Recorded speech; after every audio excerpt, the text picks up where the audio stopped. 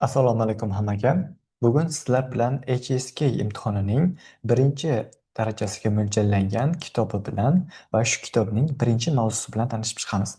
Demak, biz 从第一个开始上课，汇报认识Sherzod Aslonov.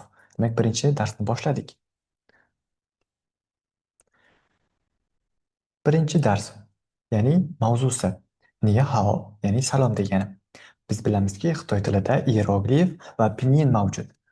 Pinyin bu qanday o'qilishi, ieroglif esa qanday yozishimiz.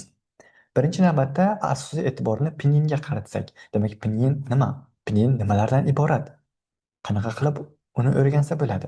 Demak, pinyin bu ikkita qismdan iborat bo'ladi. Bu initials and finals. Ya'ni initial pinyin bu birinchi harf, so'zning boshidagi birinchi harf.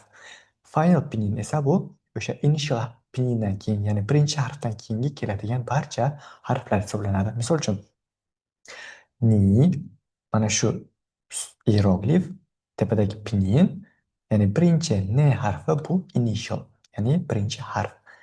B, P, M, F, N boshqa. Mana shu qutidagi hamma harflar, ya'ni undosh harflar bu birinchi harf. Initial pinyin shim mu hisoblanadi. Ikkinchi keladigan I harfi bu final, oxirgi harflar hisoblanadi. Asosan ular unlilar. Demak, biz audioni eshitamiz va uni qayta takrorlab mashq qilamiz. Boshladik. 声母一 Initials 1. 波、坡、摸、佛、的、特、呢、了、个、科、呵、鸡、七、西。韵母一 Finals 1. 一、乌、吁、儿、啊、呀、哇、哦、窝、耶、约、I、Y、A、V、凹、腰。 Demak, mana shu initial va finals pinyinlarni qayta eshitib audioni buni oyna oldida practice qilamiz. Keyingi bet. Xitoy tilida asosan pinyin, ieroglif va to'rtta ton. Agar Xitoy tili o'rganuvchilar orasida siz yurgan bo'lsangiz yoki biror bir tanishingiz bilsa, ular faqat to'rtta tondan noliydi, qo'rqadi. Shu uchun Xitoy tilini o'rganishni boshlamaydi. Demak, biz asosan to'rtta ohang, to'rtta ton nimaligi, qanaqa uni bo'g'izdan, og'iz bo'shlig'idan chiqarish kerakligini bilib o'rganamiz. Demak, birinchi to'rtta ton, ya'ni qanaqa ton? Birinchi ton, ikkinchi ton, uchinchi ton va to'rtinchi ton. Demak, to'rtta ton nomlarini bilib oldik, to'g'rimi? Di sheng, di er sheng, di san sheng, di si sheng. Demak, biz qanday og'iz bo'shlig'idan chiqaramiz? Ma, ma, ma, ma. Birinchi eshitadigan yangi o'rganuvchilar bu agar eshitsa farqlay olmaydi. Demak, xitoyliklar shunaqangi chiroyli formula yaratgan: 55, 35, 214 va 51. Agar biz 1dan to 5gacha shkala bor deb bilsak, daraja deb bor deb bilsak, demak, birinchi shkaladan 5-chi shkalagacha, demak, birinchi ton bu 5-chi shkaladan to 5-chi shkalagacha biz aytishimiz kerak. Misol uchun, hozir tasavvur qilaylik, 5-chi shkala, to'g'rimi? Ma, ya'ni 5-chi shkaladan to 5-chi shkalagacha bordi. Ikkinchi ton 35, ya'ni 3-darajadagi shkaladan to beshinchi daragacha chiqish. Ya'ni pastdan tepaga chiqadi. Ma, ma. Uchinchi. Ya'ni tepadan pastga, pastdan tepaga. Ma, ya'ni 214. Ikkinchi shkaladan boshlanadi, birinchi shkalaga tushadi va yana tepaga to'rtinchiga chiqadi. Ma, ma va oxirgisi to'rtinchi ton. Ya'ni beshinchi shkaladan birinchi shkalaga tushadi. Shuning uchun 51. Ma, biz bilamiz, ikkinchi ton bu ko'tariluvchi, to'rtinchi ton bu tushuvchi. Ma, ma. Mana shu narsaga e'tibor berishimiz kerak. Buni qayta takrorlab mashq qilamiz. Keyingisi. 朗读下列音节， Audioni 注意 eshitamiz. 声调的不同。 Read the syllables aloud and pay attention to the tones. A, a, a, a. O, o, o, o. E, e, e,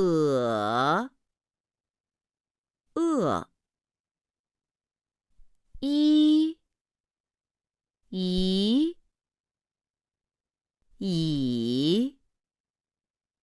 e. U, u, u, u. Ü, ü, ü, ü. Demak, audioni eshitdik. Buni yana o'zimiz qayta takrorlaymiz va oxiridagi 3 ta harfga e'tibor beramiz. Agar bitta harf mana shu 3 ta unli alohida kelsa, buni oldiga bizda ye qo'shamiz. Agar i alohida kelsa, ye qo'shamiz. Ya'ni i bo'ladi. Misol uchun birinchi degan sanoq so'z. I. Va ikkinchisi, agar u yolg'iz kelsa, buni oldiga w, ya'ni inglizcha w qo'shamiz. V. U. Va uchinchisi, ikkita nuqtachali tepada ikkita nuqtachali u harfi kelsa, ye qo'shamiz. Ya'ni uy bo'ladi. Bu oxirga yana bitta uy, uy, uy, uy, uy, uy. Shunaqa. Mana shu narsaga e'tibor beramiz va buni keyinchalik ya'ni phonetic syllabuslarda, ya'ni ohanglarda ko'rib chiqamiz.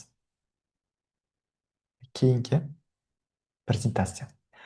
Xitoy tilida so'z pinin birikmalarining tarkibiy qismi. Demak, nimalardan iborat?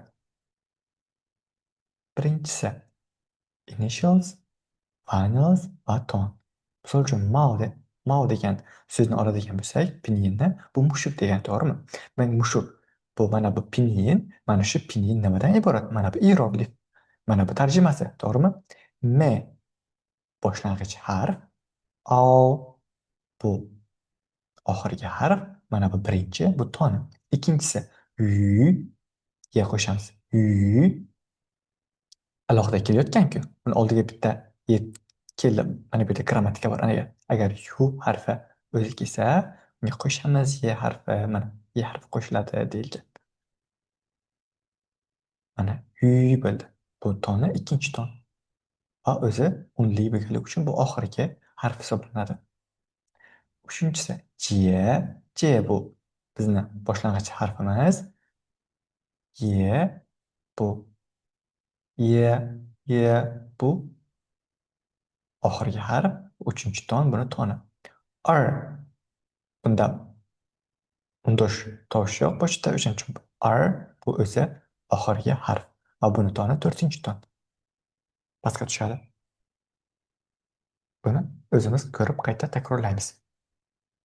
Demak, keyingisi audioni eshitamiz va rasmlarga qarab o'zimiz fikrlaymiz, qani nima tarjima qilamiz. Demak, boshladik. Audioni eshitamiz. 看图片，朗读下列单音节词语。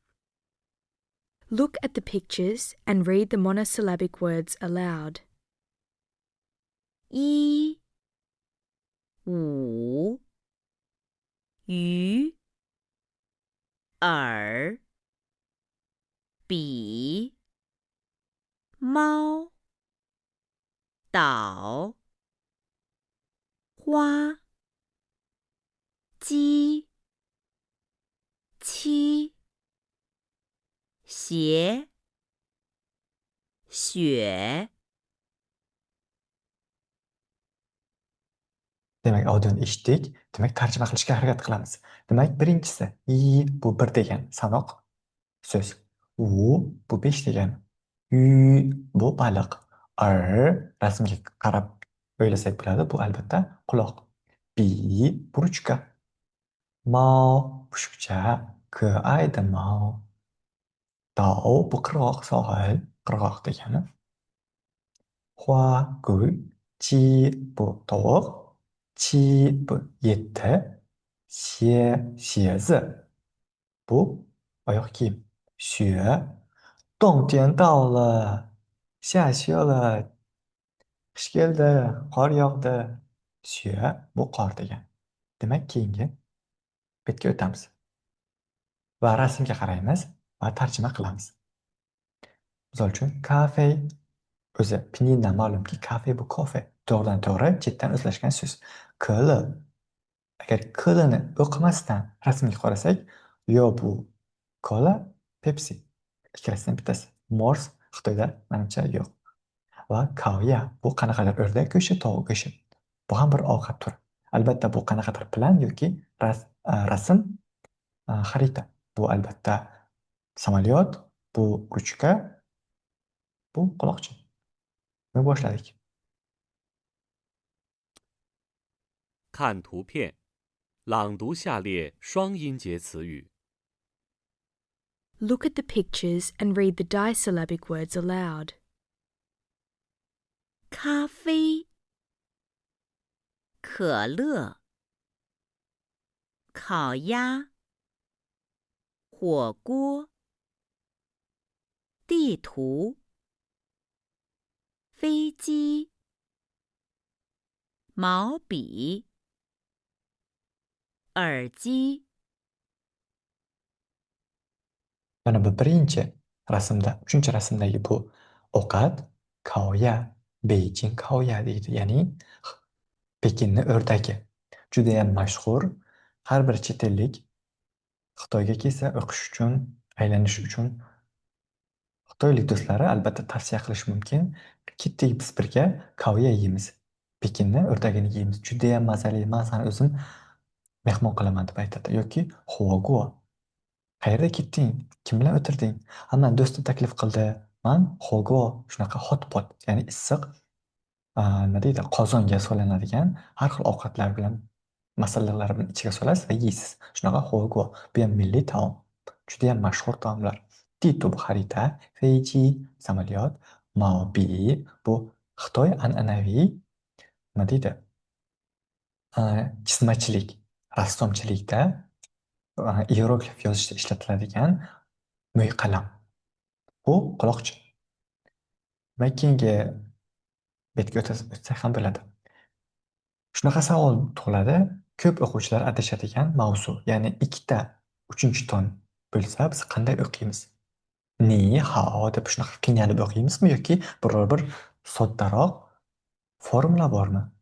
Usuli bormi? Albatta bor. Agar ikkita uchinchi ton kelsa, birinchi uchinchi ton ikkinchi tonga aylanadi. Misol uchun, ni hao, ke yi, fu dao. Misol uchun, ni, ke, fu bu asl uchinchi ton. Lekin agar undan keyingi uchinchi tonli so'zlar bitta birikma hosil qilsa, language element, unda biz birinchi uchinchi tonni ikkinchi ton deb o'qiymiz. Ni hao, ke yi, fu dao. Misol uchun biror bir kishiga salom berayotgan paytingizda siz hech qachon ni hao deb ishlatmaysiz. Bu juda ham qo'pol xato. Uni o'rniga siz ni hao, ke yi de fu dao. Misol uchun fu dao, misol uchun o'zimizda repetitor shunaqangi borish. Va keyingi bet. Buni ham birga o'qiymiz va eshitamiz. Asosda nimaga e'tibor beramiz? Bu yerda ikkita uchinchi ton kelyapti. Asl xitoylik native speakerlar uni qanday o'qiydi?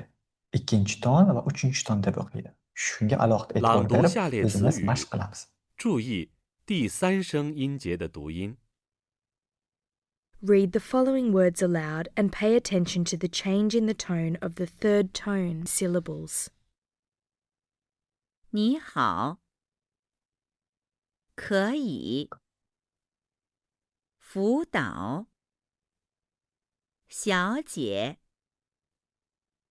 口语，语法，法语，讨好，了解，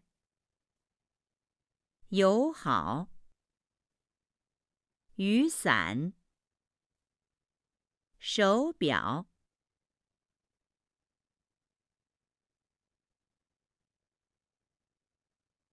Audioni qayta eshitib, mana shunaqa ikkita uchinchi tonli so'z birikmasi kelsa, qanaqa o'qilishi, qanaqa aytilishini biz o'rganamiz mustaqil ravishda videoga qarab.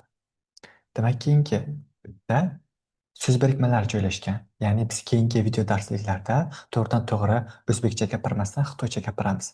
Ya'ni 上课了,下课了,再见,现在休息一下,看黑板,跟我读, so'lchikman bilan birga o'qib, doskaga qara, hozir dam olamiz, dars tugadi, dars boshlandi degan so'z birikmalarini ishlatishni boshlaymiz. Bu albatta sizga uyga vazifa. Buni qayta takrorlab, kundalik hayotda ishlatishga harakat qiling. Hozir audioni eshitamiz va keyinchalik o'zimiz mustaqil practice makes perfect deganday mashq qilib bajarib boramiz. 课堂用语， Classroom expressions. 上课，下课，现在休息，看黑板，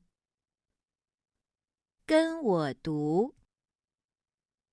Demak, mana shuni o'zimiz qayta eshitib, kun davomida esimizda qolgan narsani harakat qilib ishlatamiz. Demak, keyingisi hieroglif o'zi nima? Hozir pinyin o'rgandik. Demak, asosiy e'tibor endi hieroglifga. Hieroglifni qanday yozamiz? Bizni nima deydi? O'zimizni oramizda tarqalgan gap bor. Xitoy hierogliflarini so'zlarini yozishda tayoqcha. Muncha tayoqcha yozib tashlading. Yaponlar, koreyslar, xitoyliklar. Asli u tayoqcha yoki boshqa bir ma'no anglatadimi? Albatta tayoqcha chizish, ya'ni bihua deb aytiladi. Ya'ni tayoqchalardan iborat. Chizishdan iborat. Yana bitta gap bor. Xitoylik do'stlar, tanishlar orasida, ustozlar orasida chet elliklar hieroglifni chizadi, xitoyliklar esa yozadi. Demak, biz hozir chizishga harakat qilamiz. Chizishdan oldin biza chizishimiz uchun nimalar kerakligini bilib olishimiz kerak. Demak, boshladik. Birinchisi hing, ikkinchisi shu, uchinchisi pie, to'rtinchisi tian va beshinchisi na. Demak, biz agar birinchi harfni yozadigan bo'lsak, sanoq so'zini bitta hing degan tayoqchadan foydalanamiz. Agar ikkini yozmoqchi bo'lsak, ikkinchi hing, ikkita hing, ikki bo'ldi, ikki harfi. Agar uchta hing bo'lsa, 3 bo'ladi. O'ylab ko'ringchi, to'rt qanaqa yoziladi? To'rtta hingmi yoki boshqacha usulda? Albatta unaqa emas. Hing ishlatilmaydi to'rtinchi tonda. Mana shunaqa ko'rinishda. Hing, shu, pie, shunaqa yoziladi. Va keyingisi shu. Agar biz o'n sonini yozmoqchi bo'lsak, bitta hing, bitta shu o'n bo'ldi. Yoki ishlamoqni yozmoqchi bo'lsak, gong, ya'ni hing, shu, hing ishlamoq degan. 我现在在中国工作. Men hozir Xitoyda ishlayman. Misol uchun, mana shu narsani yozsak bo'ladi. Va uchinchisi pie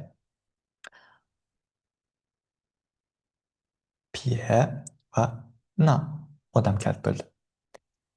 Pie va na 8 bo'ldi. O'zingizga o'xshamadi? Lekin shunaqa yoziladi. Va keyingisi tian. Misol uchun, 哼别shu diyen bo'lsa, bu degani, ya'ni yo'q, inkor shakl. 我不要吃饭. Va oxirgi moqchi emasman. Shunda bu ishlatamiz. Va olti shunaqa ko'rinishda va oxirgisi na. Ya'ni 很别 na bu da katta degani yoki 很别 bu osmon degani. Tian. Va shu narsani e'tibor berib o'rganamiz va keyingi darsliklarda ieroglif yozishda juda ham katta foyda beradi. Bu 1, 2, 3, 10, 8, 6 harflarini qadimdan hozirgacha qanaqa yozilgani, ko'rinishi, oldin qanaqa yozilgan, hozir qanaqa shaklga keldi, shu haqida. Demak, birinchi mavzuni matniga qarab, uni audiosini eshitamiz. 第一课，你好。 Lesson 1. Hello. 课文一， Text 1. 你好。你好， New words. 你好， Ikkinchi matnga to'g'ri berib, uni ham audiosini eshitamiz. 课文二， Text 2. 您好。你们好。 New words. 您、你们、 Demak, ni bu sen degani, hao yaxshi. Ni hao, salom, yaxshimisan degan ma'noda. Agar biz nin deb aytsak, bu siz, hurmat ma'nosida bo'ladi. Agar niman, min birikmasini qo'shsak, bu sizlar, niman, voman, tamin, ular xuddi shunaqa shaklda o'zgaradi. Va uchinchi matnni ko'ramiz. Misol uchun, 对不起, kechirasiz, 没关系, hech qisi yo'q, hech qisi yo'q. Shunaqa ma'noda. 课文三， Text 3. 对不起，没关系。 New words. 对不起，没关系。 Buni ham kundalik hayotda ishlatsa bo'ladi. Misol uchun, 同学们，我们上课了. Demak, biz dars boshladik, talabalar. Shu paytda bitta o'quvchi kirib keldi. 对不起，老师迟到了. Shu paytda ustoz nima deydi? Hech qisi yo'q, hech qisi yo'q deydimi yoki so'kib gapiradi? Albatta so'kadi. Hech qachon 没关系, hech qisi yo'q demaydi. 跟你有关系，但是跟我没有关系. Yani men bilan hech qanday aloqasi yo'q, lekin sen bilan aloqang bor. Ya'ni baling tushadi, attendance, ya'ni davomating pasayadi. Xuddi shunaqa ma'noda gapirishi mumkin. 没关系, 有关系, 对不起, 不好意思. Mana shu birikmalarga e'tibor berishimiz kerak. E'tiboringiz uchun rahmat. 谢谢大家的观看. Thank you for your attention, guys. Keyingi darsda biz HSK birinchi darsligini ikkinchi mavzusini ko'rib chiqamiz.